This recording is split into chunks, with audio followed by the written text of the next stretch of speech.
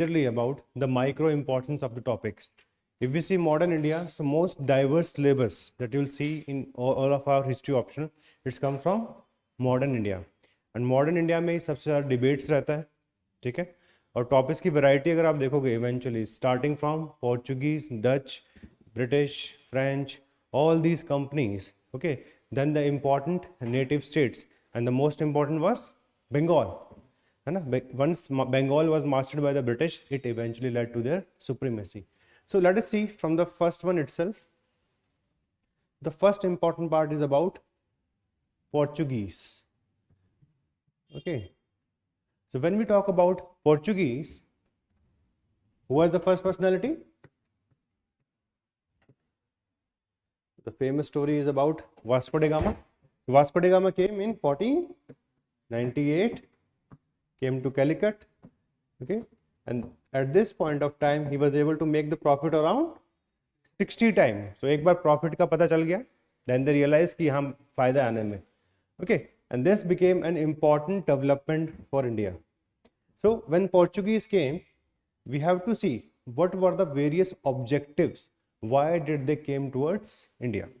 So if we summarize it in 3 words, okay, so mostly they are gold, okay, because they want to have maximum income, okay, so gold. Second is glory. They want to dominate, they want to have their name in the golden letters, okay, among the Europeans we are the best, so glory. And third one about God, or yes, so this became the 3G policy, in which they wanted money, glory, and finally they wanted to increase the influence of Christianity. Okay, so this was the initial motivation with which these Portuguese wanted to come over to India. Now, these are the objectives. Then we had already seen that the Vasco da Gama was the first person, but before Vasco da Gama also few people tried to come towards India, but they failed. Like one of them was Bartholomew Diaz.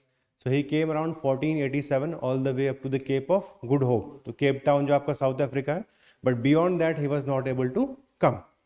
Alright, so arrival of Vasco da Gama. Then we see some of the governors. Okay, so there are 2-3 governors which we need to discuss, जो हम बाद में discuss करेंगे detail में. One is Francisco de Almeida. Then the most famous Alfonso. He became the most famous for his reforms, for his battles, etc. And finally is Nino de Cunha. So these were the initial governors. Okay, so with the coming of the Portuguese, we also see the tradition of appointment of governors. And with this, as all of you know, we'll see the same tradition will be followed by the British. And वही governor general हम पढ़ेंगे बाद में, their major policies, how they ruled over India. So the tradition starts with the Portuguese. Now, when Portuguese came to India, these Portuguese tried to develop a system which is known as Carta system. Yes, so Carta system was nothing but they were trying to monopolize the trade of the Arabian Sea. Okay, and for doing so, they issued one trade permit system known as Carta system. If any ships want to have any specific focus on trade on this area, then they have to purchase this Carta system, and then they can eventually get the legalized trade. Without that, their trade will be declared as contraband, and all of their you can say wealth can be plundered at will. They can even shoot their ship because they consider it against the policies of the Portuguese. So this is the system which they used. Then the religious policy. So if we see the religious policy, they were relatively very opportunistic. Okay, if we see the religious policy, so they believed in conversions. Some of these missionaries even later on went to the court of Akbar. They participated even in their discussions of Ibadat Khana. Okay, and as we know, during the reign of Jahangir, they were able to convert a lot of people. Okay, so they were opportunistic. They also started tradition of building church on large scale in India in the territory which were under their control. Okay. Then we have to also see what was the impact of Portuguese on Indian trade. So that impact can be eventually seen the Carta system that where they tried to monopolize the trade, but they failed. But they failed. Why they failed? Because the native Indian dynasties, they mostly gave green signal to piracy. कि piracy start करा दो. Okay, they gave green signal to piracy, as well as the Arab merchants. They did not give away their ground. So many aspects of the trade could not be monopolized by the Portuguese. And one biggest limitation for that was neither they were having that skilled navy, and the coastline of India is very wide. Okay, so because of that, the Portuguese were not able to monopolize the trade. When we see the significance, so the major significance that we see for Portuguese, this significance can be seen in terms of some elements of modernism.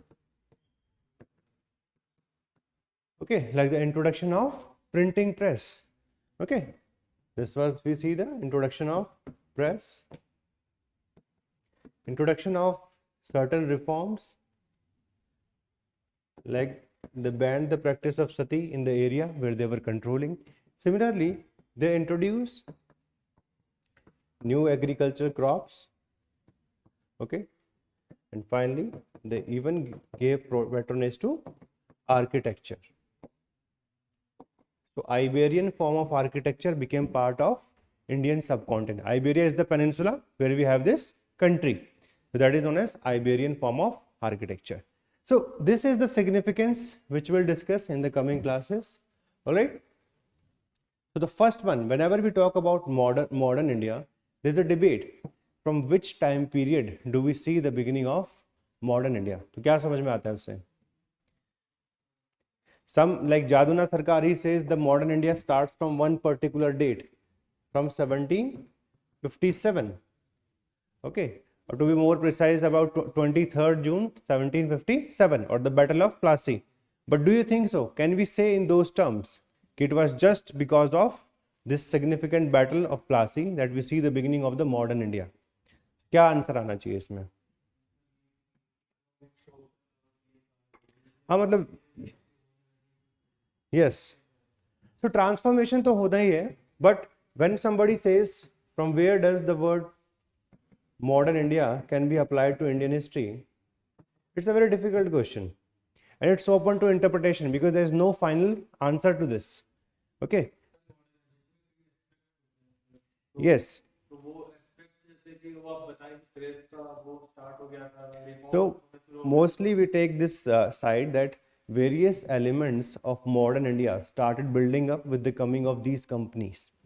Okay, with the coming of these companies, but the major aspect of modern India, it starts from the 19th century onwards, and often this 17th and 18th century, they are known as early modern. Okay, because some of the elements of the modern India can be seen in these centuries. So these are academic things, not that much relevant from exam point of view, but sometimes UPSC can ask a 10-marker question. Okay, so do you think? So we have to learn perspectives also, because these mind maps are just for the sake of making the chronology clear for you कि कहाँ से start होते हैं और कहाँ तक जाएंगे. ठीक है? Now let us see about the Dutch. So seeing that the Portuguese are able to generate a lot of wealth, the next country which came to India was Dutch, and they were able to come at the turn of the 17th century, that is 1600. They came, and this is how they started the rival power. Okay, so the rivalry between these two increased, and this led to many battles. Okay, not only in India, but also in other parts of Asia. Like Indonesia, initially Indonesia was under the control of Portuguese, okay, but it was taken over by Dutch. Okay, similarly in India also, Dutch also went for patronage from various Indian dynasties. So Dutch, they were able to get concession from the ruler of Golconda. Similarly, they were also get concession from the British, from the Mughals also. So this is how the rivalry was now becoming real. And with the period of time, initially this rivalry was limited to trade. Okay, that whoever is going to get the major share of the trade, सबसे ज़्यादा profit उन्हीं के पास जाएगा. But the moment from trade, this went towards political ambitions.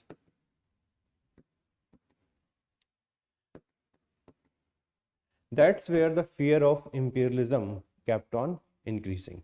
But this dimension was bound to happen, because if you want to monopolize trade, what is something that you need to have?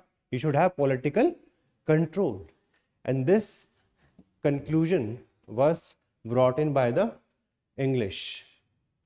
Okay, the English, they got the charter, they reached India around 1608, but they were trying to create various you can say factories. Initial factories which were established by these rulers, they were not production houses, they were just like warehouse, है ना, storage के लिए use करते थे.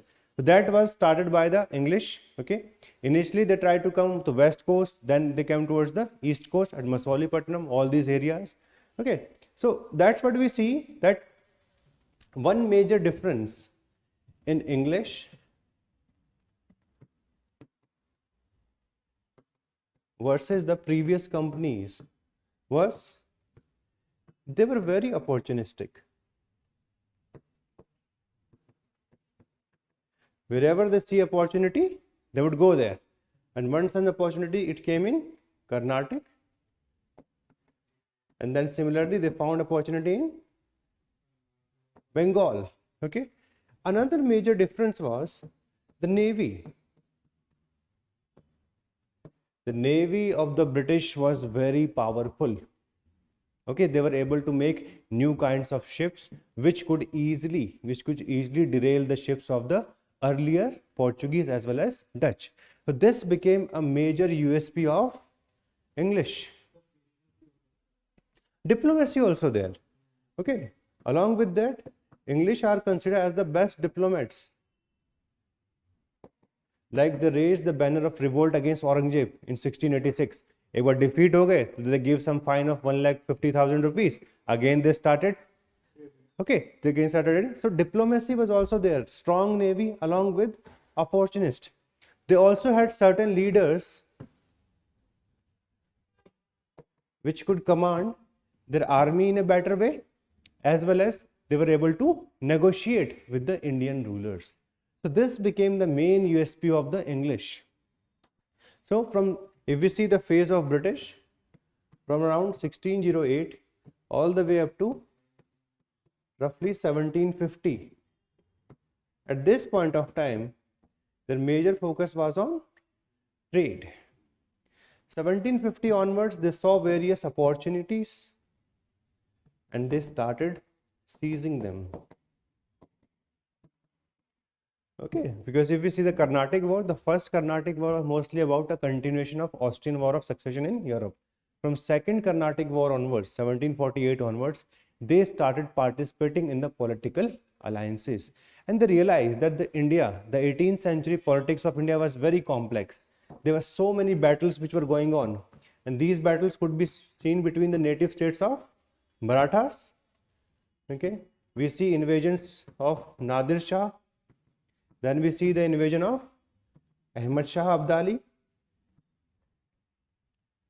Okay, this was the time where we see the creation of variety of the states, which includes successor states, rebellious state, independent state. These are the three basic categories of states which we find in 18th century. So this also made the path of British a bit easy. Okay, why it made easy?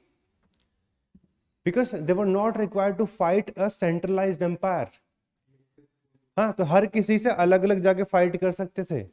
They went to south, वहाँ पे fight किया. When they were able to win, then they came to Bengal. Then Bengal को fight किया, and then eventually they shifted to other territories. So this was an important element of 18th century in India. So British, they were able to get foothold in Bengal, and eventually they were able to rule over the whole of India. So the closest competitor of British in India was French. French, they came around 1664. Now, there were some strategic problems with French why they were not able to create an empire in India. Even though they had one of the finest personality known as Dupleix, but they were not able to win. Okay, so what were the factors which you think of कि France ने क्या गलतियां commit किया? One was with respect to the structure of their company.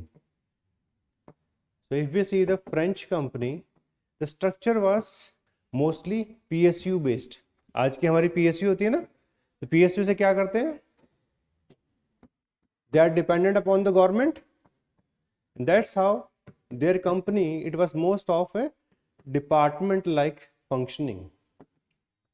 For every small decisions, they have to look towards Paris. कि Paris वाले बताएंगे करना है, नहीं करना है, fight करना है, नहीं करना है. Too much of authority was given to state. So this became a major limitation for French.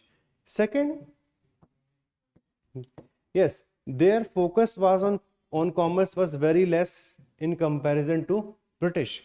British was a commercial company. Okay, so what it wanted profits. But in case of French, since it was just like a department, हर बार जब पैसा चाहिए होता था, they used to call or they used to dial Paris कि मुझे पैसा चाहिए. Alright, so this became a major problem, and then comes people like Dupleix. Even though he had a very good sharp brain with respect to imperialism, he was the one who came up with the initial idea of subsidiary alliance. Okay, he came up with this idea, but in order to support this, what you require is money.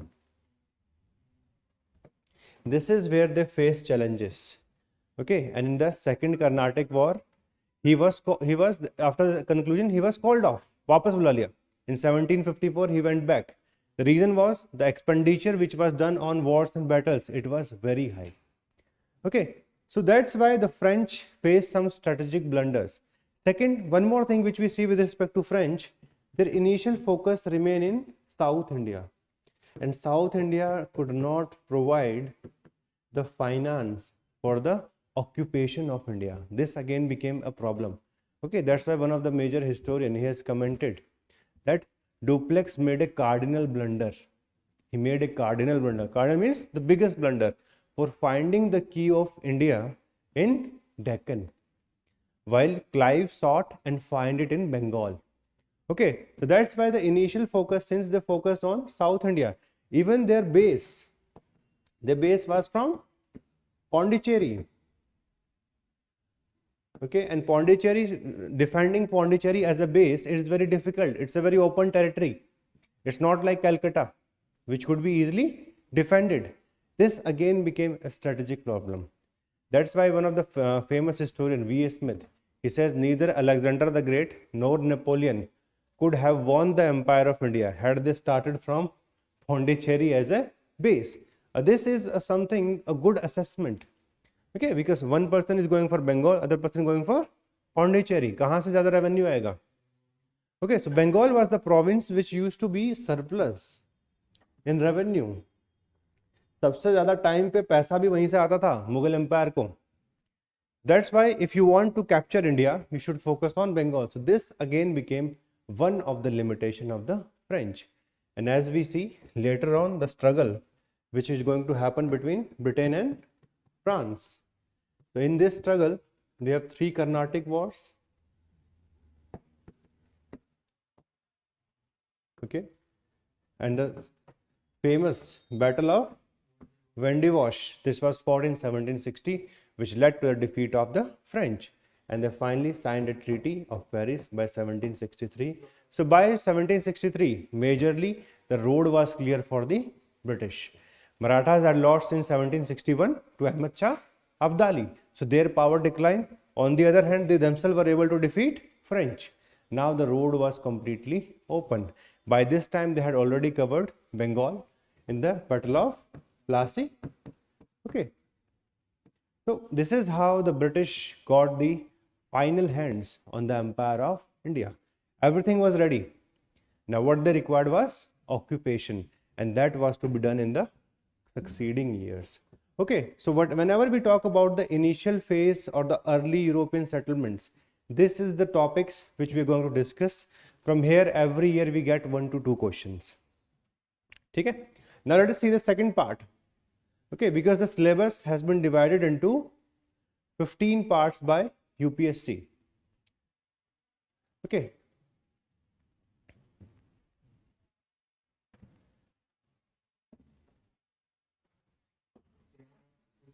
हाँ, यहाँ से maximum आपका 10 marker question ही आता है.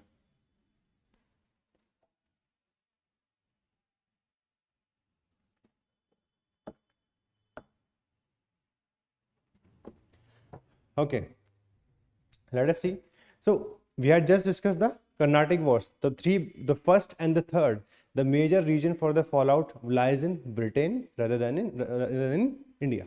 Okay, because Britain wanted to take part in some of the alliances which eventually brought in France into war. The first was mostly about the Austrian War of Succession, and then it was the 7 Years' Wars from 56 to 63. In the second, it was more about the political alliances of India, and the political alliances were of Carnatic and then second of Hyderabad. And because of this, eventually we see the conclusion. When we see Bengal, so in Bengal,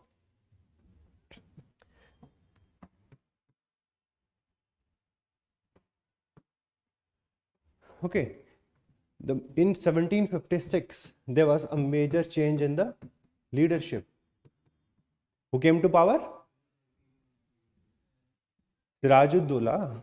Sirajuddaulah, he came to power. इतना तो याद रखो.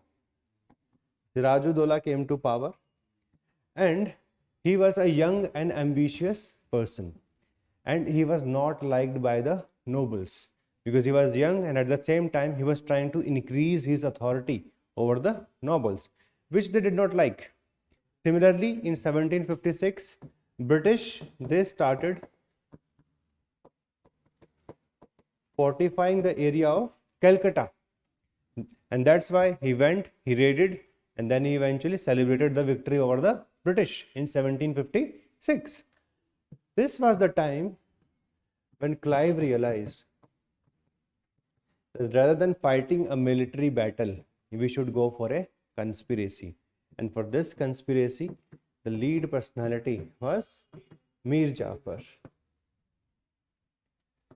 Okay, along with Mir Jafar, the famous Jagat Seth family, which used to handle the finance of Bengal, that also supported Robert Clive.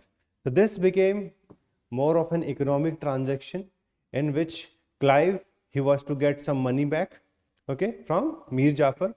Mir Jafar was to be given the post of Nawab. Okay, so this is how the treachery was finalized in 1757 in the Battle of Plassey. A major part of the army, it was under the control of Mir Jafar. Mir Jafar first advised Sirajuddaulah to retire to the capital. ऐसा कोई जरूरत नहीं है, I will handle it. Okay, and later on, since he was commanding the majority of the army, he did not took them even to the battlefield. Okay, so we see the fight mostly about with the 1 or 2 prominent general, है ना, जैसे मीर मदन, ठीक है, and they eventually died. So that's how Sirajuddaulah was captured by the son of Mir Jafar, and he was executed. So from 1757 till 1760, we see the rule of Mir Jafar. In 1760, Mir Jafar was not able to pay his debt which was asked by the British. So it was changed with Mir Kazim.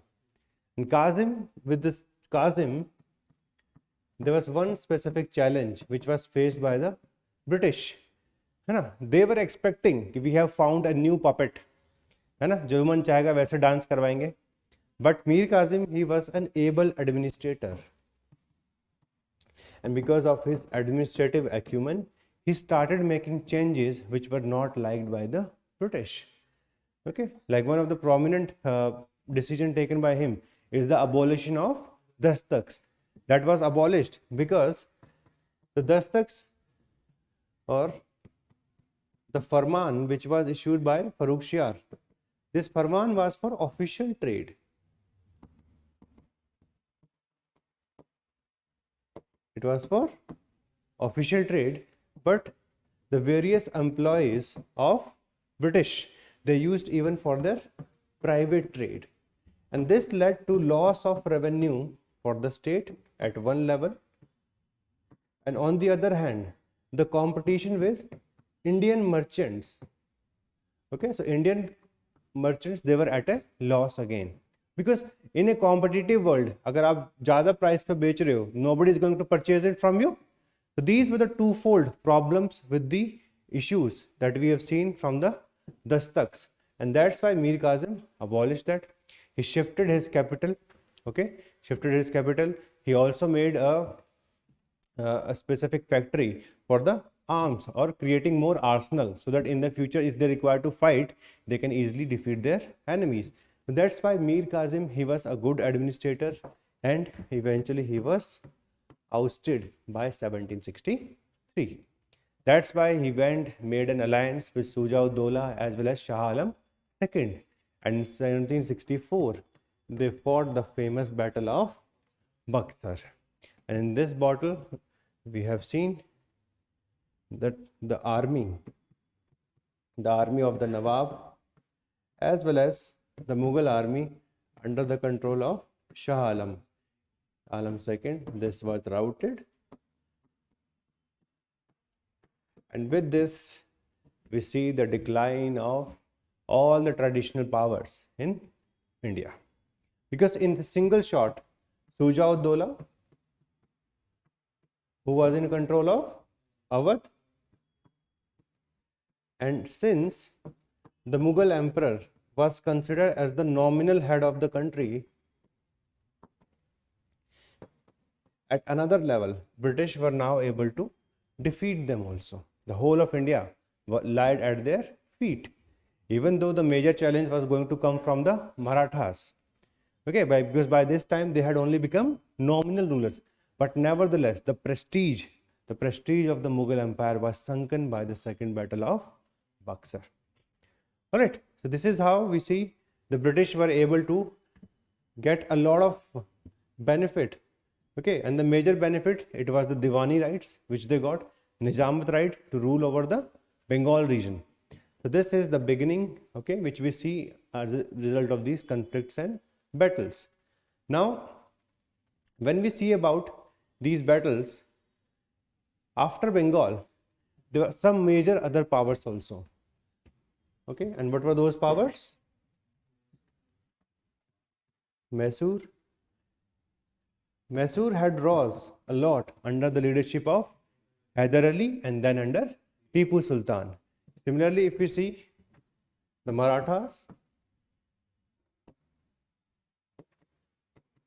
after the rout of 1761, the Battle of Panipat, they again were able to revive under the leadership of Peshwas. Okay, so this is how they were also able to rise.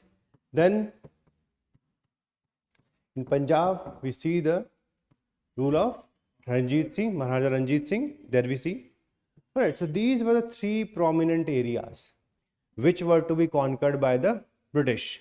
If they were able to do so, then the whole of India was going to lie in ruins, okay, and in front of them. So that is how we'll discuss about these British expansions which happened. Like with Mysore, they fought 4 wars. In the first war, they were defeated by Hyder Ali. It was kind of painful for British. Then they again fought in the second war. In the second war, it was more of a draw. In third one, Tipu Sultan was defeated. And this was happening during the time of Lord Cornwallis. Okay, so this is how we see the 3 wars. And in the fourth, in 1799, Tipu Sultan was killed.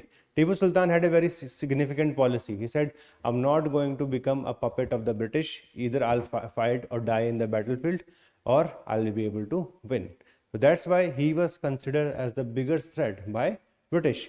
There were 2 prominent factors for that. First of all, he was trying to increase his friendship with the French. Okay, and second, he was a good administrator. The peasants of the area of Mysore, they were most well off in comparison to the rest of India. That's why the British did not like it कि अगर हम compare भी करें at the civilizational scale which they were using for making us understand कि we are the good people. Okay, so even in those terms the Mysore was better than them. That's why Mysore was not liked by them. Similarly, when it comes to the Marathas, okay, so Marathas they declined mostly first because of the third battle of Panipat and later on because of the internal fight. Okay, like with the death of the Peshwa Madhava Narayan Rao, we see there was a kind of political vacuum. Okay, and Raghunath Rao, he's tried to play the treachery, but then eventually we see the rise of Nana Fadnavis. Okay, so this Marathas overall problem is going to start because of their internal rivalries. So after 1761, they were able to revive themselves, and in the initial battle which they fought with the British, or the first Anglo-Maratha war, it ended on a draw, and the Treaty of Salbai was signed. So this shows that Maratha had not declined completely, but by the end of 1802, when the Peshwa Balaji Bajirao II, and he was weak, he was defeated by the Holkars, he signed the Subsidiary Alliance Treaty. Okay, and this Subsidiary Alliance Treaty became the Treaty of Basin. So from 1802 onwards, we see the defeat of the Marathas, and the last challenge of the Marathas, it was nullified in 1817-1818. And after this, the Peshwaship was abolished. Okay, कि अब से किसी को पेशवा का title नहीं मिलने वाला. This is the end of story. And the Peshwa, he was sent to Bithur, very near to Kanpur. Okay, this is how Marathas they lost. The major reason in case of Marathas, it's going to be their internal problems rather than the external. Okay, so that's why it's always said that the Maratha disintegrated because of internal stress or internal dissensions. कि एक अपने part में the confederacy which already all of you know 5 part में divide हो गए थे and they kept on fighting. If we see the case of Punjab, so in case of Punjab, Ranjit Singh had signed a lot of treaties with the British. Like in 1809 they had signed one treaty, similarly in 1838. Okay, so in these treaties Satluj was considered as the boundary between the two empires, and Ranjit Singh, he had made a significant empire, and he was having the second largest army after the British in South Asia.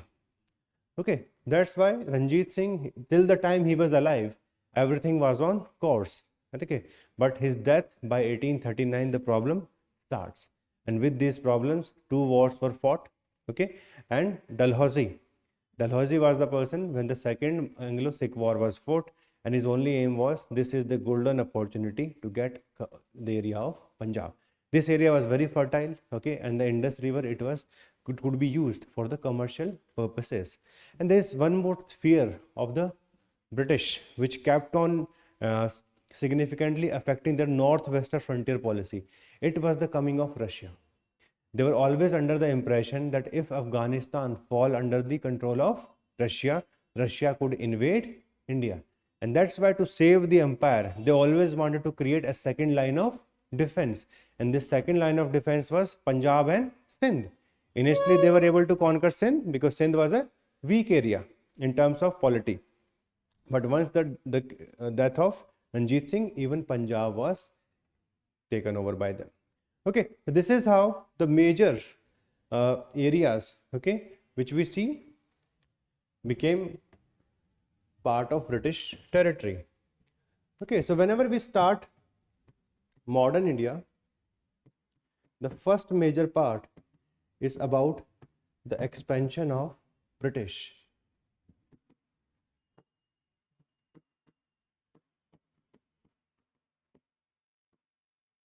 Okay, the first major part is the expansion of British, and UPSC often asks 10 marker question from here. यहाँ से एक question आता ही आता है. Okay. It can come with respect to Marathas, it can come with respect to Bengal. ज़्यादातर Bengal से आता है, sometimes even from Punjab region. This is the first part where we see the introduction. Normally UPSC has not asked any question either from Portuguese, no question from Dutch also. Question ज़्यादातर अगर आता है, it comes from France, then eventually comes from the British. Okay और France का भी comparative इसमें आता है, द राइवलरी और the Carnatic Wars. Okay, this is the first phase. The second part of modern India, it's about the structure of governance which they try to create in India. So this is what we are going to discuss now. Okay, so when we talk about the early administrative structure, so what is the parts of an administration? Something that you want to join. Okay, क्या क्या आता है उसके अंदर? Judiciary, police, army, ठीक है. This was the structure which was created by the British, and this is something which we are going to discuss in the main classes. So this structure, why this structure is important? Because the stability of the British Empire depended upon this. They were not in India because of democracy. They were not because of democracy. हम तो कोई voting थोड़ा ना लिया था. Come and control us. Okay, it was done mostly through the strong army. That's why their initial structure was very important. Yes, these were the pillars which was used by them. All right. Then when we talk about the role of various governors,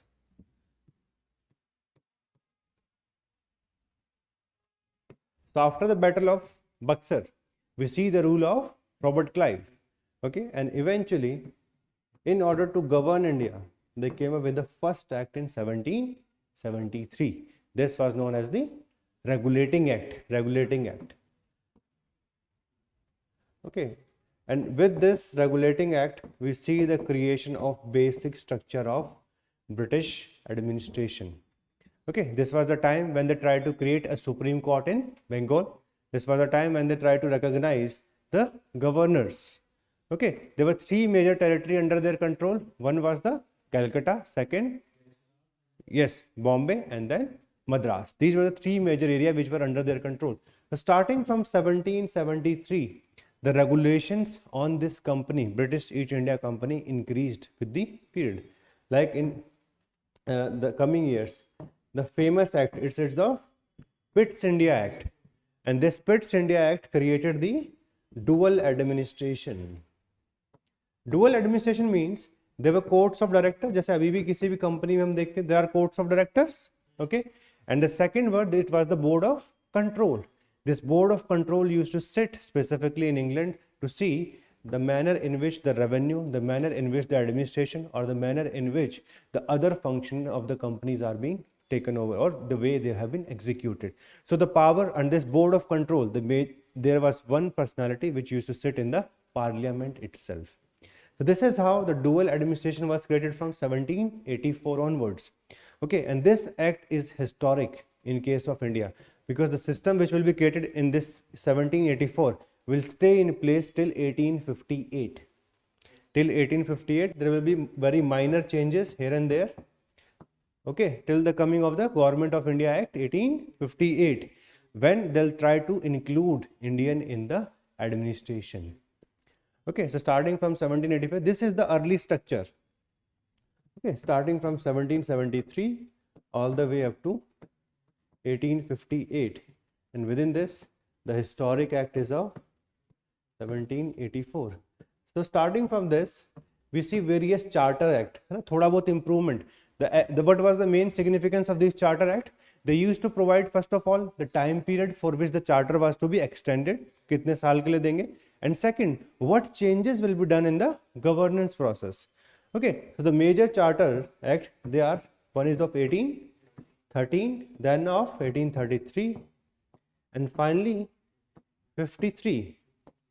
And in this charter, the time period for which the charter was to be extended was not provided. पहली बार इसने provide नहीं किया, which means the intention of the government was now becoming clear. Okay, that some changes are required at a bigger level. And as we see in between, the revolt of 1857 happened, and that's why in 1858 with the Queen's proclamation we see the dissolution of British East India Company, and this designation of governor was then given up, and we see the rise of viceroys. ठीक है, बाद में उन्होंने viceroy का title ज़्यादा use करना start कर दिया था. Alright, so this is the early structure. In this early structure we'll discuss a lot about what kind of government was there, okay, who were the prominent governors, like we have Warren Hastings, then we have Lord Cornwallis, and these people try to create, or they try to reform either the economic structure of India, they try to even come up with social reforms initially. Okay, so if we see these governor generals, everybody has one or the other kind of qualification. Like if we see the case of Warren Hastings, so he was the initial personality who was given in charge. He came up with 5 yearly plan, है ना, revenue settlement के लिए yearly plan लेके आए. But all these reforms were not that much useful, fruitful नहीं हुए finally. After him comes Lord Cornwallis, and Cornwallis era is famous. One is for the permanent settlement, which he was able to do by 1793. Second, now he is also considered the father of Indian, yes, civil services. Okay, he tried to uniform it. Similarly for the police also, some judicial reform also were done by him. So this is what Lord Cornwallis is famous for. After Lord Cornwallis, the major governor general which will come, it will be Lord Wellesley. Okay, starting from 1798 onwards, he will be famous more for the expansion than the reforms. Okay, and the most famous governor general for reforms is Lord William Bentinck, and he'll rule from 1828 till 1835. There are some various philosophies, theories which are responsible for the governance structure. Like initially, the most dominant philosophy was Orientalism. The meaning of Orientalism is they were trying to understand Indian culture, and on the basis of that they wanted to create the governance structure. After that, we see the shift towards utilitarianism. Utilitarian means maximum happiness for maximum number of people. This is what utilitarianism is. Alright, so this theory was followed by Lord William Bentinck.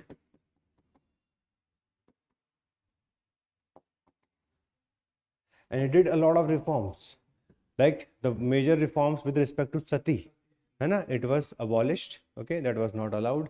Similarly, thuggy, etc., all these anti-social activities, they were also suppressed. He was the one who did not use the Newspaper Act, which was the Licensing Act starting from 1823. ठीक है, उसको उतना करना चाहिए. He was the one responsible for the education policy. He appointed the famous Macaulay, T.B. Macaulay, and T.B. Macaulay was able to draft education system for India.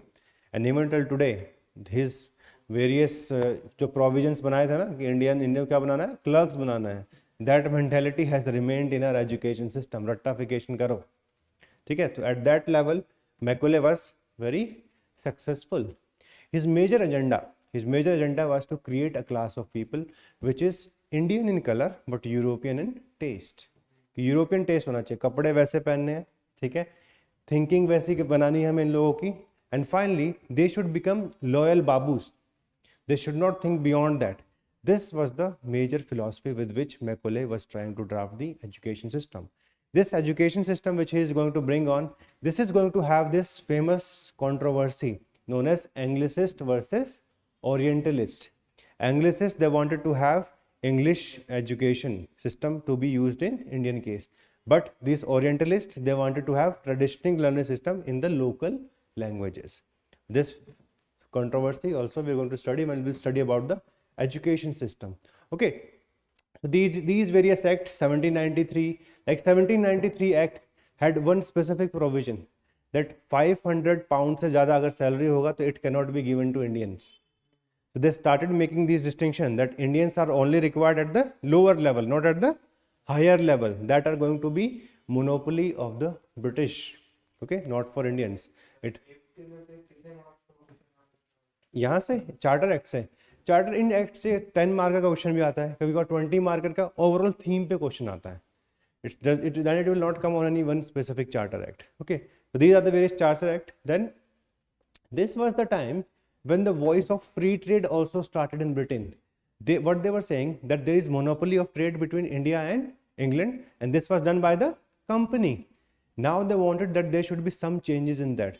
So from 1813 onwards, the one-way free trade was not going to become the major policy. As all of you know कि उनकी trade monopoly है, maximum को हटा दिया था, है ना, except with China and tea trade that was left. From 1833 it became a purely administrative body.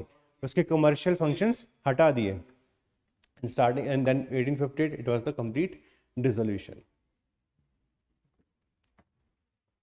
Okay, so this again becomes a major part of the syllabus. Like we have seen, the first part is about the coming of the European company and the expansion. Okay, that is the first part. In the second part we see the early structure, and in this early structure we try to understand what kind of foundation was built by the British. Then eventually we shift toward the other important themes, and those other important themes includes the economic cycle or the economic impact of the British rule. Like when they came, they realized कि India में जो revenue है बहुत ही fragmented तरीके से चल रहा है. How can we make it the maximum? How to design a system like the various system that we have. We all of us know कि हमारी tax liability कितनी है for the year. Assessment is being done. Those systems had been broken down by the 18th century. That's why eventually the first major system which was brought in by them was the permanent settlement. Permanent settlement, what it did, it tried to create an intermediary, and those land rights were given to them. And in the Indian case, it was the zamindar. Okay, so this became the permanent settlement. In this system, 89% of the revenue was to be given to the company, and 11% margin was to be kept by the landlord. But the biggest problem was the settlement was done at the level of landlord, not at the level of peasantry.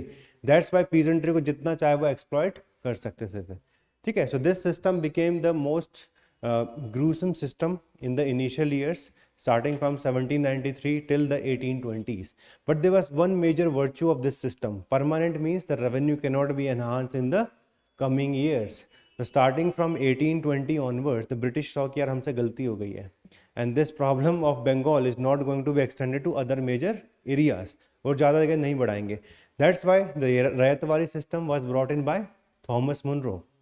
Okay, first it was brought in Madras, and then it was brought in even in the Bombay, and later on we see the coming of the Mehelwari system. Okay, and this system was mostly worked upon by Colin Mackenzie. Okay, so these are the economic systems which we'll discuss later in detail, and the problem associated with this. Okay, so what British were trying to do, industrialization had begun in British by 1750 onwards, and they were trying to create an economic setup in India in which we are going to export only the raw material and we are going to import the finished goods. And for that, what is required? Commercialization of agriculture was required, because they wanted यहाँ से Indigo वहाँ पहुँचना चाहिए. They are going to use it for making dyes and then eventually making clothes. That's why commercialization of agriculture was done. They wanted opium so that they can sell it in China. China के साथ उनकी trade deficit रहती थी. That's why they wanted कि opium के through अपने trade deficit कम करेंगे. That's why the commercialization of agriculture was done. Okay, by increasing revenue, by making coercive practices like commercial aggregation, in India we see the rise of a landless agrarian labor class. So this became very problematic for us. Reason being, now people were going from the urban areas to the rural areas. So the pressure on the economic resources of the rural area were bound to increase. It led to fragmentation of land holding. So all those problems were suffered, and the natural outcome was the poverty. Okay, which is the most important thing for us, because in order to be a developed state, the first parameter for that is that you should have at least basic level of living, and that basic level of living was hit by the British policy. And that's how the whole theory of drain of wealth. This drain of wealth was started by whom? Dada Bhai Naroji. He did a lot of research on that. Then eventually there were other luminaries also, okay, which includes M.G. Ranade, which includes R.C. Dutt. So these became the major personalities. Even the Subramanya Iyer, he also contributed to the theory of drain of wealth, where they were trying to make people understand कि हमारा सारा पैसा कहाँ जा रहा है? Britain जा रहा है. Okay, so this is something which India was required to become aware of. Then comes the other problem of deindustrialization that we have already seen. Since they only wanted India to become an agrarian economy, that's why in India we face the problem of deindustrialization. All our products were now uncompetitive. Reason being, कोई भी चीज़ export करनी है तो उससे पहले आपको क्या करना पड़ेगा, एक बहुत बड़ी ड्यूटी पे करनी पड़ेगी. तो the price, if the price of your good is 10 rupees, the duty increase it to 20 rupees, 100% लगा दो. तो these various commodities became unproductive or became uncompetitive in the international sphere. That's how deindustrialization, all these affected Indian economy. Then we see little bit of changes in economy were done by the British, like the beginning of the railroad, starting from the tenure of the famous Governor General Dalhousie. Dalhousie came up with this railroad plan. What he wanted, that I'm going to give railroad to the bullock cart civilization. These are his words. इन लोगों ने सिर्फ तांगा देखा आज तक, ठीक है, let me create rail road for them. That's was the policy. The initial rail, the testing was from Mumbai to Thane. This was that, है ना, सबसे पहले. But even this rail road, one thing which was kept in mind, this is not going to increase internal economic activities. This was only going to increase the export of the raw material. This was going to be helpful in the subduing the various rebellions. So administration and economic exploitation became the main motivation behind the creation of railroad. Okay, और internal अगर आपको business करना तो आप नहीं कर पाओगे, because the fares were very high for that. So this became problematic, and eventually the most gruesome outcome of the initial British rule, that was the situation of famine. People were not left with money. There was severe failure of the crops. So this eventually led to the large number of famines in India. So this company, which was in existence till 1858, did not have any policy. Karl Marx once commented, the worst form of government any country can have is the government of a company. Reason being, एक company किस चीज़ के बारे में सोचती है? सिर्फ profit. Profit में लोग जी रहे हैं, मर रहे हैं, कोई फर्क नहीं पड़ता है उससे. Right, and this eventually could be reflected in the large number of famines in India. ठीक है, so we will talk about this. Then we'll talk a little bit about the European business enterprise.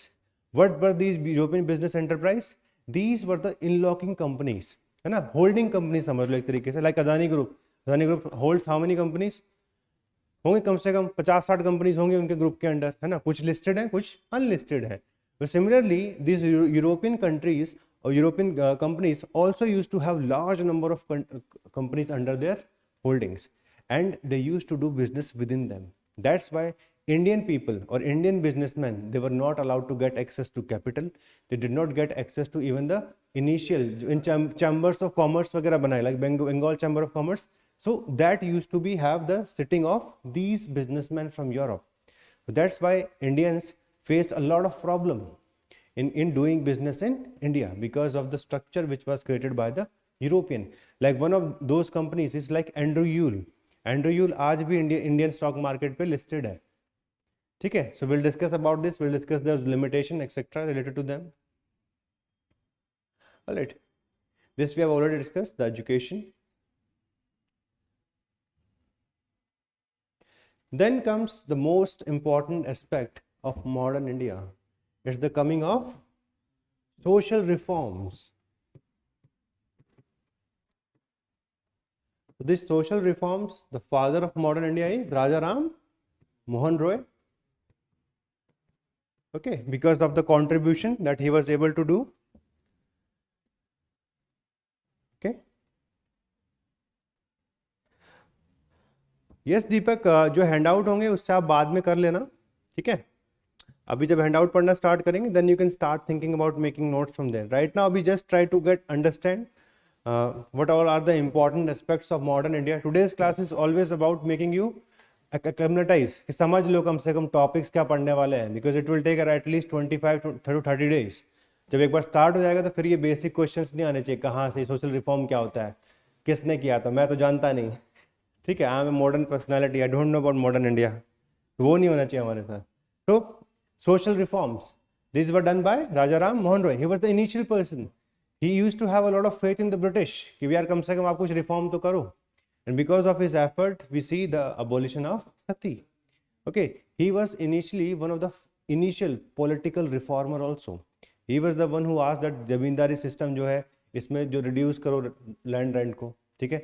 He also was a kind of internationalist person कि बाहर जब revolutions हो रहे थे किसी भी एरिया में, like in Naples in 1820, So he used to be very vigilant about it कि हाँ ये तो अच्छा चीज चल रहा है. Similar things should happen in India also. Okay, so these are the initial contribution. We'll discuss about it. These social reforms were largely divided into two parts. The first part was the part of rationalist like Rajaram Mohan Roy. The second part was of revivalist. Revivalist means they used to see the space provided by Indian civilization for reforming the tradition, and this came from Swami Dayanand Saraswati and then later by Swami Vivekanand. So these are the two phases which we see in the social reform. Very important area because this is from where UPSC asked at least one question every year. We are going to share this with you. ये PDF share करेंगे, इसको कम से कम 2-3 बार revise करना before the beginning of the classes. Okay, every topic that we start, you should have a little bit of understanding कि how Rajaram Mohan, how he is linked to the Brahma Samaj or Brahma movement. Okay, what were the objectives then? Then initially Devendranath Tagore, he was also a person who came up with the Tattva Bodhini Sabha. Okay, एक पत्रिका भी निकालते थे उसके लिए. Ishwar Chandra Vidyasagar, now he was famous for the widow remarriage. In prelims also they ask us such easy questions. Like one of the school which is linked to him is Bethune School. Okay, so he did a lot for the education for women. Then we have one very radical movement, Young Bengal movement. This was taking inspiration from French Revolution. This was taken from the Western cultural tradition. But in case of India, this failed eventually because they were too radical. Okay, and this radicalism was mostly bookish in nature. So we'll discuss कि क्या positives से क्या negatives से. Then Swami Dayanand Saraswati, okay, and his major push towards go back to Vedas. Okay, how Vedas can be used for reforming the society. Then we'll see what was the outcome of these various legislations which were done by the British. Yeah, Sati, it was abolished, then widow remarriage was allowed in 1856. But to what extent on ground उनका कुछ फायदा हुआ? Because देखो legal reforms तो कोई भी कर देता है, final उसका outcome क्या होगा? That depends upon the society. That we see, we have to see the long tenure. Okay, like property rights have been given to women in India from in the beginning of the 21st century. But आज तक भी कितना use होता है वो? It's very less. That you, all of you know, है ना? Whenever there is family function etc. These are the bone of discussions. कि होना चाहिए नहीं होना चाहिए. But anyway, this is something which will see कि child marriage कहाँ तक stop हुआ नहीं हुआ. Alright, so that's why the initial form of nationalism in India can be linked to these social religious reform movements. Why? Nationalism means a sense of unity among people, and it comes from when they realize that people are having common interests and they have a converged future. कि हमारी ऐसे कोई लड़ाई नहीं होने वाली, ठीक है? In Indian case, nationalism is a bit difficult to understand. Reason being, normally nationalism is linked to only unity parameters, है ना? कि common language, common religion, common etc. all tradition. But in Indian case, it is unity in diversity. So many diversity can be seen in India. कोई एक language में बात करते हैं? No, there are so many major languages in India. You go to a state और वहाँ की अपनी अपनी dominant language है. That's why the nationalism or the creating unity in India was a bit difficult in comparison to the other countries. Like if for Germany, if we see Germany, it is relatively easy because एक ही major language है. If for France, it was easy. Major language was French and major religion is Christianity. It was easy for them. For India, it was on the difficult side. So initial form of nationalism in India can be seen in these social religious reform movements. Like Swami Dayanand Saraswati, he said India is for Indians. Okay, they are claiming the power from the India's cultural tradition. Now, when we see about these changes which were done in administration, changes which were done in the economy, changes done even in the or in reforming Indian society, this led to large number of revolts and rebellion in India. Okay, why? Why did it took so many revolts and rebellion? So British, whenever they used to do any reform, उसका सारा negative जाता था rural area में, because the major source of revenue was from rural India. और positive कहाँ जाता था? Urban area, because they were going to create infrastructure, jobs, education, all those positives, they were coming in the urban areas. That's why in urban areas you're going to see these social religious reform movements, and in these rural areas we are going to see revolts and rebellions. Because these were the people whose rights were taken over by the government, whose revenue, whose life was now made hell. That's why in the rural and tribal areas, we see a large number of rebellions, starting from Rangpur Dhing, Kol Rebellion, Mopla Rebellion. The most famous of them is Santhal Hul. Okay, there were two prominent leaders, Sidhu and Kanu, and they were able to challenge the mighty British Raj. Okay, similarly, after the revolt of 1857, we see the famous Indigo Rebellion, Deccan Uprising, and as well as Munda Uluguru. So this was the initial British the response of the Indians to the British rule. And after that, we see the rise of nationalism in India. Initial nationalism could be seen in the social religious reform movements. A bit of localized nationalism can be seen in peasant and tribal movement. But when we see at the level of India, the concept of nationalism is going to mature in the second half of the 19th century. And this summarization is going to happen with the founding of various associations and then the creation of Congress in 1885. Okay, so एक चीज समझना, when we see modern India, है ना, जो भी आपने पढ़ा होगा so far, जो main stage है from 1885 to 1947, this will come in 7th 8th class. वो पहली क्लास में नहीं आने वाला. Reason being, पहले हमें पूरा कवर करना पड़ता है. We have to create the overall base. Okay, and UPSC asks a lot of questions from there. This major phase, only 3 to 4 questions will be there. And from the rest of the topics, UPSC is going to ask the major variety of the questions. ठीक है, तो ये वाला जो part है, this part is relatively easy. All of us know the story कि how Congress was created. With the Congress, we see the beginning of the thesis known as safety valve thesis. कितना positive है, कितना negative है, reality कितना है, that we'll discuss later on. Okay, then within Indian National Congress, there are two streams. One is the of moderate, the second is of extremist. Initially, the phase from 1885 till 1905, the first 20 years, it's going to be the moderates. But the major failure of moderate is going to come when the Bengal will be partitioned. Once Bengal was partitioned, now people were not able to see any merit in the politics of the moderates. Now they shifted towards the extremists. But the problem in India's freedom struggle is, starting from 1885 till 1905,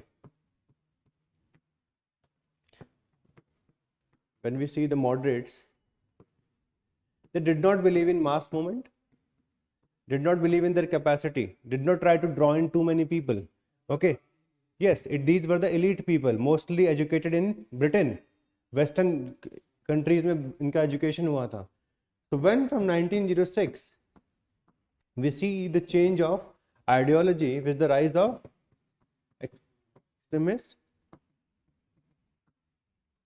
this led to creation of a split in terms of ideas, split in terms of the action which could be taken against the policies of British, because these were the people who believed in petition, prayers, etc. But the extremists, they believed in passive resistance. Okay, so this split eventually happened in 1907, the Surat split. Initially, this session was to happen in Nagpur, but having realized that Nagpur is a major center of extremists, this was shifted to Surat. And over the fight for presidency, ki president किससे बनेगा, moderate से बनेगा या फिर extremist से बनेगा, this led to the split at Surat. So from 1907 till the beginning of the First World War, we are going to see a passive politics in India in which there is no major leader. Okay, and British is going to go for repression. Starting from 1914-15 onwards, we see the famous revolutionary movements like that of the Ghadar. Then we see the Home Rule League, okay, which eventually going to prepare the background for the rise of Gandhiji. Okay, this Home Rule League at the local level will be used by him for organization of his various satyagrahas, starting from his Rowlatt Satyagraha. Okay, this Rowlatt Satyagraha became a failure, as all of you know, because of the Jallianwala Bagh massacre. Okay, and the first full-fledged movement which was going to be launched by Gandhiji is going to start with this beginning of non-cooperation movement. He also had some initial experiences, है ना, at Champaran, which was there, then it was at Ahmedabad, mill strike, then at the Kheda Satyagraha. These were the initial moments in which he was trying to see the people of India. He was trying to understand the administration. Okay, and during his initial time, his political guru, he was Gopal Krishna Gokhale, who told him कि भाई जाओ पहले India पे घूम के देखो, rather than directly कि मुझे leader बनना है. First, try to at least become a citizen. Try to understand the local problems. And that's how, starting from non-cooperation movement, he became the major face of Indian nationalism. But his philosophy was a bit different from either moderate as well as extremist. In fact, whatever he used, it was a mixture of both. Okay, so he was not going to allow violence in the nationalist movements. So in this non-cooperation movement, the incidents of Chauri Chaura happened in 1922, which led to the suppression of the movement. Okay, later on, starting from 1922 again till 1928, there is no major political activity in Indian politics. This is the time when we see the rise of the suffragists who are going to participate in the elections. Okay, the major part is going to come at the end of 1927, when Simon Commission was appointed to review the Act of 1919, and this gave a boost to Indian politics. Reason being, no Indian was considered worthy to be part of the Simon Commission, which had 7 members. Okay, and Sir John Simon, he was the chairman, उनके commissioner थे. And this is how the politics starts again from Simon Commission. Then we have the famous Bardoli Satyagraha, 1928, and after that we see the demand for the complete independence. Okay, and next in the phases we're going to discuss about civil disobedience movement. There were certain problems which were faced by India in 1939, and that time Gandhiji came up with his 11 demands. Either you accept them or I will going to start a large scale movement. And as usual, British were not going to accept them, and that's how the movement starts. Okay, this is the moment where British try to negotiate. Okay, and this negotiation led to the halt of civil disobedience movement, and there we have the round table conferences. Congress is going to participate only in the second round table conference. First and third both were boycotted by them, but the famous leader who B.R. Ambedkar, he participated in all 3 because he wanted to make sure that the interests of the scheduled caste and scheduled tribe should not be overlooked just because the demands were not accepted by the British. So his major focus was on the lower classes. Okay, in 1932 we have the famous Poona Pact. Reason being, reservation was being given to the lower classes, which was not liked by Gandhiji. Having already seen one split of the India from 1907 onwards, Morley-Minter reforms. These reforms has already been able to divide the communities. The system of separate electorate is like this: only a person of that community can vote for that person. That's how it divides people into various segments. Okay, so that was not liked by him, so he went on to the fast, and that eventually led to the Poona Pact, where a system of reservation was put in place in the elections. Then we have the famous Act of 1935, okay, Government of India Act, and which is the most voluminous act which became the basis for our constitution. So 1935, in 1937 elections were held under that. Okay, now there was again a dilemma, election में participate करना है नहीं करना है, all those things, but eventually Congress thought कि चलो उससे पहले वाले act से तो better है. Some level of power is also been devolved. Okay, so in 1937 election happened, and Congress was able to make their government in 8 provinces out of 11. And in these elections, the major opposition, it was Muslim League, but it was routed. It was not able to create its government. Okay, and this was the time from 1937 onwards when Muhammad Ali Jinnah is going to become a radical, and the politics of partition is going to start. He came up with the agenda that Islam is in danger. This is how they started creating a lot of polarization of the communities. Starting from 1937 onwards, they're going to come up with various reports in which they're going to show that in Hindu dominated or Hindu ruled states, there is exploitation of the Muslim masses. And one such report is Pirpur report, which became very famous. So from 1937 till 1939, Congress is going to rule over the provinces. In 1939, India was made party to the Second World War. That's why the ministries resigned. Okay, the ministries resigned in 1939. This was celebrated by Muslim League. They said it was a day of deliverance. Maza aa gaya. Okay, so this is how the Indian nationalism is going to prosper. Okay, the partition of Bengal, then the various aspects of Swadeshi movement, we will discuss about that. Then we'll see the character of the Gandhian nationalism. Okay, all the way up to the various movements in which he participated. And this is how, after the elections of 1937, we go towards some other factors. Now in 1939, even though they resigned, they did not start a mass movement. There were some reasons for that. First of them, the war was against Hitler. So Gandhiji thought it was a just war. Even Jawaharlal Nehru thought that we are not going to hamper the British efforts to fight against these fascists. Okay, so that's why they did not want to start any movement. But they started the individual satyagraha. Okay, in between August offer came, that was rejected. Then came the Cripps Mission offer. This Cripps Mission offer came because in December 1941, Japan became part of the Second World War. So they wanted to get कि भाई maximum Indian का जो effort है वो हमें मिल जाना चाहिए इस time. Support should be there. But this offer of the Cripps or Stanford Cripps, this was kind of take it and live it. And that's how the Quit India movement was started. Reason being, British, they were leaving the area of this Southeast Asia, यहाँ से pack करके भाग रहे थे. And Gandhiji thought the same outcome can be even for India, where Japan is going to replace British as the colonial power, and our whole effort, है ना, कि हम 1885 से ऑर्गेनाइजेशन बना के ऐसे ही बैठे हुए हैं, ठीक है, the whole effort is going to come to naught. Zero हो जाएगा सब कुछ. And along with the suffering of the people, so the starting of the Quit India movement, this is one movement which we have to understand very categorically, because there are elements of violence in this, and in general Gandhiji did not allow violence.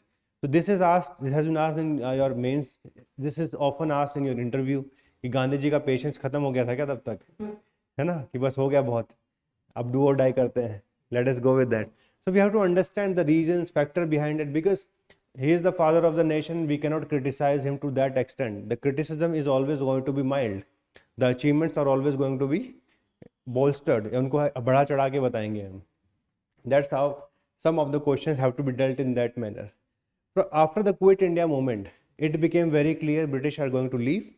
The only problem was how to come to the settlement, because now there were not only one player, there were two players. One was Congress, the second was Muslim League. So for that, there were large number of events which are going to happen, okay, starting from the Wawal plan or the Shimla plan. In between, there are going to be some talks, है ना, गांधी जी जिन्ना talks होंगे, है ना, भूलाजी भाई Desai talks होगा, but all those formulas, they're going to fail down over one or the other demand. And majority of the time, the demand used to be, Jinnah used to say, just accept your Hindu organization, okay, and all the Muslim representatives, they're going to come from Muslim League. This was the demand which often led to the no specific conclusion. Then cabinet mission plan, initially it's going to be successful because it will be accepted. It is going to be accepted by the Muslim League. Even Congress, initially it was not in favor of joining it, but then thought कि चलो ठीक है, कम से कम the constituent assembly part can be accepted and we can start drafting the constitution. Because but when they were trying to draft the constitution, it was boycotted by Muslim League. They even asked for the dissolution of the Constituent Assembly. So by the end of 1946, everybody realized कि कुछ नहीं होने वाला इसमें. Lord Wavell, then he was replaced by Lord Mountbatten, and Mountbatten, he was a naval officer, and he realized कि ये सब नहीं चलेगा. Let us come up with something strict.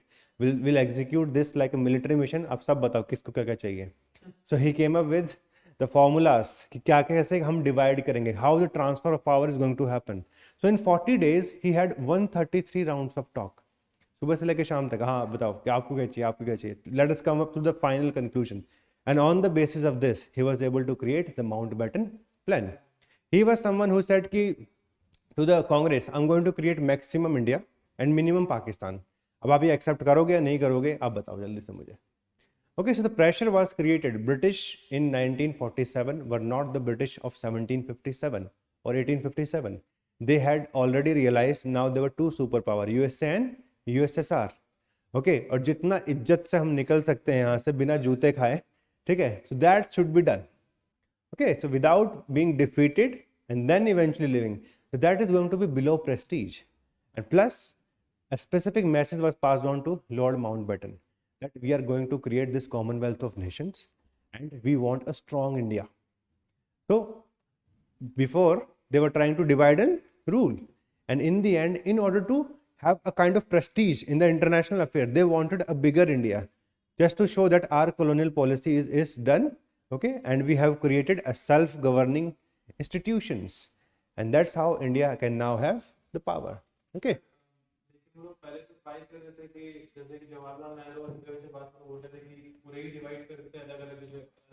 Yes, those were pressure tactics कि plan बालकन लेके आते हैं, किसी को समझ ही नहीं आ रहा करना क्या है.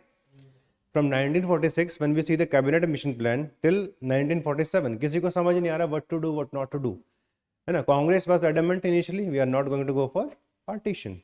Muslim League again they started going with direct action day. So this became a bit of an affair in which eventually you have to agree to some formula. So वो formula last में क्या बना, Mountbatten plan. In between there are some plans we'll discuss कि क्या positive थे negatives थे, ठीक है. Along with that, from 1858 onwards, we had certain constitutional development. 858, 60, 61 is one from where we see the beginning of the councils, in which Indians were made part. Then 892, more elemental reforms. 1919, 1935. Okay. Then, along with it, we have to also understand the contribution of the revolutionaries. What was their contribution? Okay. So that we'll discuss. We'll also see the rise of socialist ideas within Congress, and more prominently from 1928, 1929, when Jawaharlal Nehru, and then eventually in the 1930s, we see the rise of Subhash Chandra Bose. So those socialist ideas, what were their role, the other communist party, okay. Then the politics of separatism as such, what was the role of Muslim League, what was the role of Hindu Mahasabha, what factors led to the partition, was it the responsibility of the Congress, was it the responsibility of British, or was that going to happen from the beginning itself? All those major question marks we have to understand and discuss, okay. And then finally we'll discuss about the post-independence India. In this post-independence India, we'll talk about the major issues which we were facing as an incipient nation. हम बस पैदा हुए हैं, ठीक है ना, in the midnight of 15th, हम बस we are just started.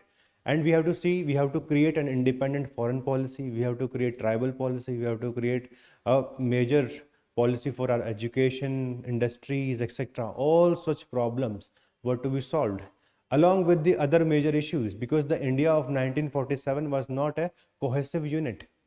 It was more of a unit which was created by the British and then eventually artificially created by the Indian statesmen. Like when Sardar Vallabhbhai Patel, he was merging one unit with the other, everybody knew in the end there's going to be some reshuffling, and that was done under the State Reorganization Commission. Initially everybody was against it, reason being we had seen a partition in 1947, that's why we did not want any another partition because of language issue.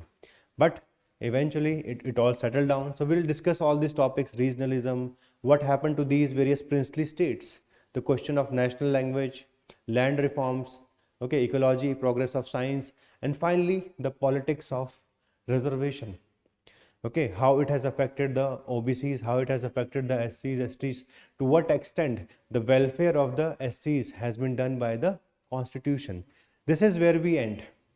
The modern India is divided into 15 parts, okay. हम आपको ये PDF आज group को share कर देंगे. Go through it. Try to understand its syllabus, because maximum number of dimension, maximum diversity of questions you are going to see in modern India. Modern India is again very important for your GS also. In general studies, paper जो GS paper 1 देखोगे, 4 questions they come from here itself. So at least 50 marks again from modern India. Previously, if we do not take into account the record of last 2 years in prelims, so आपके 8 से 10 question they used to come from Modern India. So modern India is very important for your selection. And finally, even your opinion, they also matter. In interview, they ask question from here. What was the opinion of Gandhiji on partition? So Gandhiji, he gave a very emotional kind of interview in which he says, we are never going to accept partition in our hearts. Okay, and in the future there may be a merger. अब ये आपको opinion याद रखना पड़ेगा. Reason being, the interviewer wants to know कि आपने पढ़ाई करी है या फिर नहीं करी है. Alright, so all these aspects of modern India makes it a bit difficult in comparison to either medieval India or even ancient India. तो ये difficulties हमें यहाँ पे आएंगी. Plus, it is rewarding at the same time because it will help you in prelims as well as your general studies mains. पक्का वहाँ से question आने ही आने हैं. तो the major grasp you have over this topic, उतना ही फायदा वहाँ भी मिलने वाला है. ठीक है, सो आज यहीं पे एंड करते हैं. Tomorrow will discuss about more things. The most prominent thing tomorrow will be how to read this books, है ना.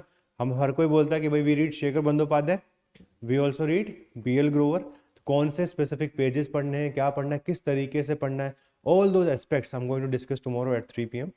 And then the next day we'll talk about some transformation which you should practice from now onwards. Because देखो, if we see from the perspective of 2024, you have a lot of time. Okay, but this time will go away just like it every year goes. चला जाता है वो, कितना भी साल आप बैठ जाओ चला जाएगा. Always there is adequate time. It can be less or more, but adequacy हमेशा आपको बना के रखनी है कि next 4 months if I want to transform myself or my optional, what should be done. So those steps will discuss on Wednesday. कल हमारा major focus रहेगा कैसे इन चीज़ों को यूज़ करके अपने को 300 की तरफ जाना है.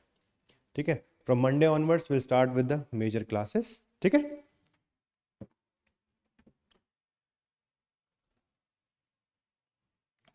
yes, Saurabh will also take an answer writing initiative that will be taken on Wednesday. Wednesday को थोड़ा आंसर राइटिंग भी करेंगे. We'll understand the various keywords etc. एक बार अपने प्रीवियस ईयर क्वेश्चंस देखना, बुकलेट्स आपको सारी मिली हुई हैं. मॉडर्न की आज अपलोड करवा देंगे हम आपके पोर्टल पे भी, ग्रुप पे भी डलवाएंगे. ठीक है, सो ऑल दो स्टेप्स विल बी टेकन. ठीक है, so that's it for today.